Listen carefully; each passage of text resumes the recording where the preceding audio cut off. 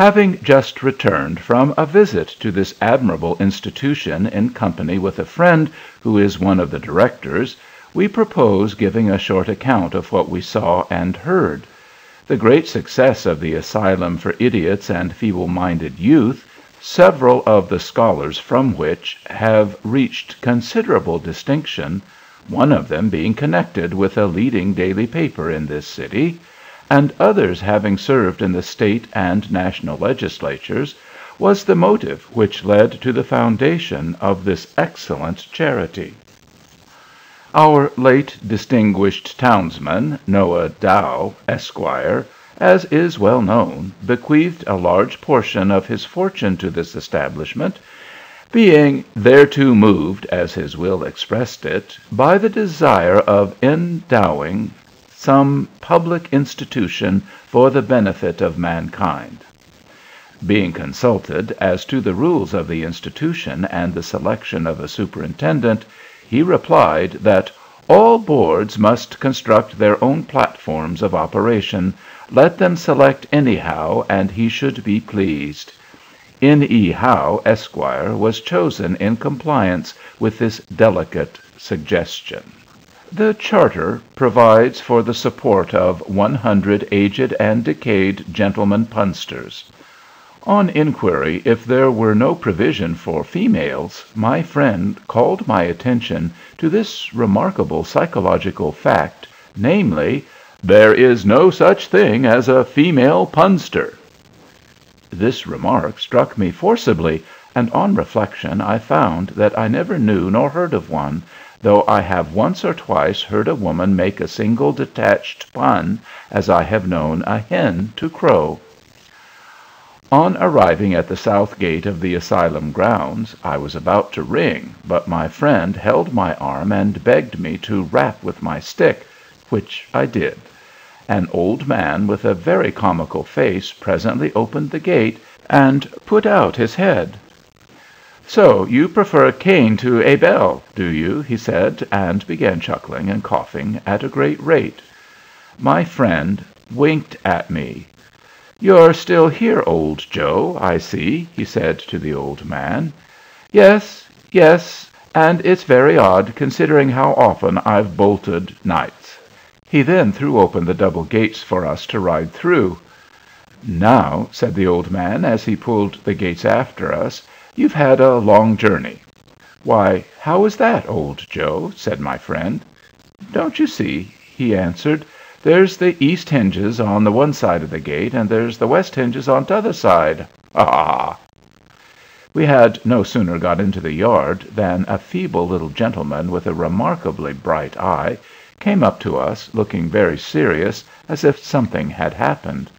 "The town has entered a complaint against the asylum as a gambling establishment," he said to my friend the director. "What do you mean?" said my friend.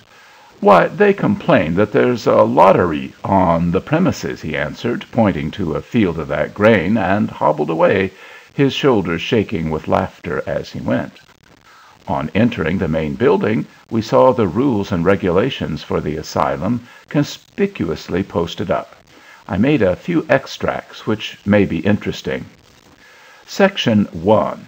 Of Verbal Exercises. Number 5. Each inmate shall be permitted to make puns freely from 8 in the morning until 10 at night, except during services in the chapel and grace before meals. 6. At 10 o'clock the gas will be turned off, and no further puns, conundrums, or other play on words will be allowed to be uttered or to be uttered aloud. 9. Inmates who have lost their faculties and cannot any longer make puns shall be permitted to repeat such as may be selected for them by the chaplain out of the work of Mr. Joseph Miller. 10. Violent and unmanageable punsters who interrupt others when engaged in conversation with puns or attempts at the same shall be deprived of their Joseph Millers and, if necessary, placed in solitary confinement. Section 3. Of Deportment at Meals. 4. No inmate shall make any pun or attempt at the same until the blessing has been asked and the company are decently seated. 7. Certain puns having been placed on the Index Expurgatorius of the institution, no inmate shall be allowed to utter them, on pain of being debarred the perusal of Punch and Vanity Fair, and, if repeated, deprived of his Joseph Miller. Among these are the following: allusions to Attic salt when asked to pass the salt cellar, remarks on the inmates being mustard, etc., etc., associating baked beans with the benefactors of the institution, saying that beef eatings is befitting, etc., etc. The following are also prohibited, excepting to such inmates as may have lost their faculties and cannot any longer make puns of their own. Your own hair or a wig, it will be long enough, etc., etc., little of its age, etc., etc., also playing upon the following words: hospital, mayor, pun, pitied, bread, sauce, etc., etc., etc. See Appendix Expurgatorius, printed for use of inmates. The subjoined conundrum is not allowed. Why is hasty pudding like the prince? Because it comes attended by its sweet. Nor this variation to it, to wit, because the lasses run after it. The superintendent who went round with us had been a noted punster in his time, and well known in the business world, but lost his customers by making too free with their names, as in the famous story he set afloat in '29 of 4 Jerrys attaching to the names of a noted judge, an eminent lawyer, the secretary of the Board of Foreign Missions, and the well-known landlord at Springfield. One of the 4 Jerrys, he added, was of gigantic magnitude. The play on words was brought out by an accidental remark of Solomon's, the well-known banker. "Capital punishment," the Jew was overheard saying, with reference to the guilty parties. He was understood as saying, "A capital pun is meant," which led to an investigation and the relief of the greatly excited public mind. The superintendent showed some of his old tendencies as he went round with us. "Do you know," he broke out all at once, "why they don't take steps in Tartary for establishing insane hospitals?" We both confessed ignorance.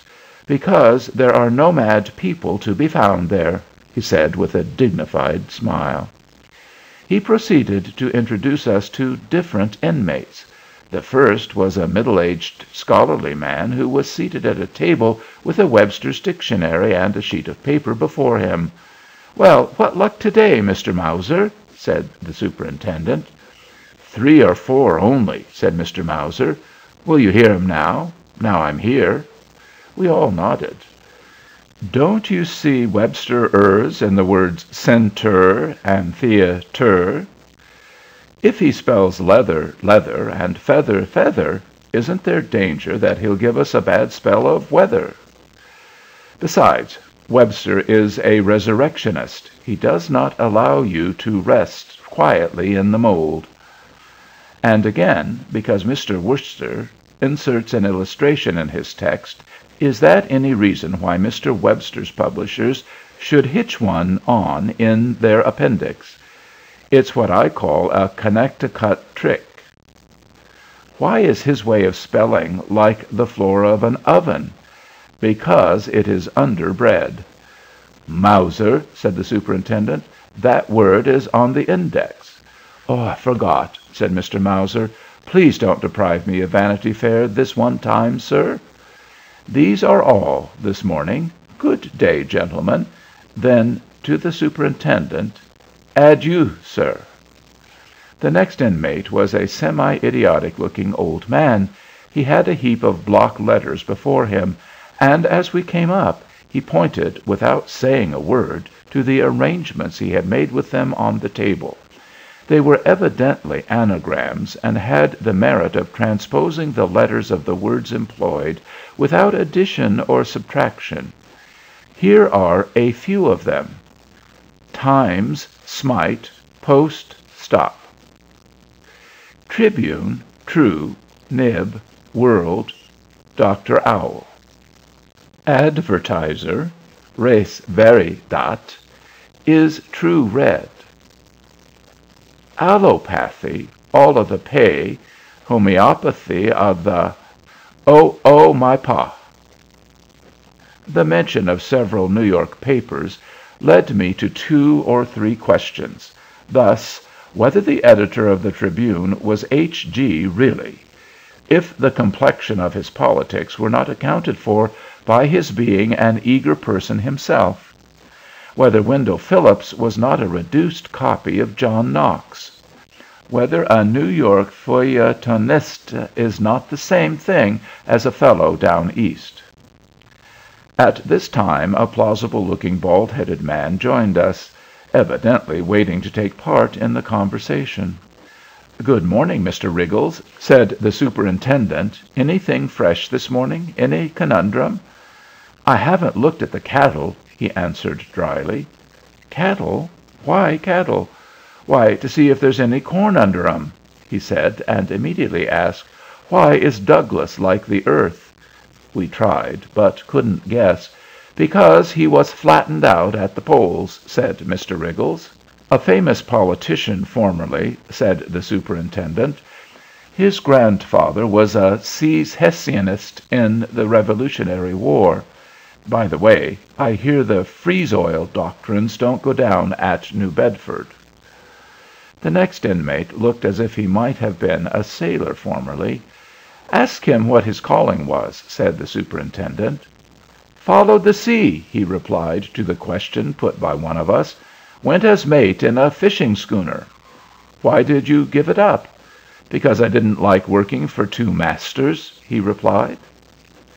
Presently we came upon a group of elderly persons gathered about a venerable gentleman with flowing locks, who was propounding questions to a row of inmates.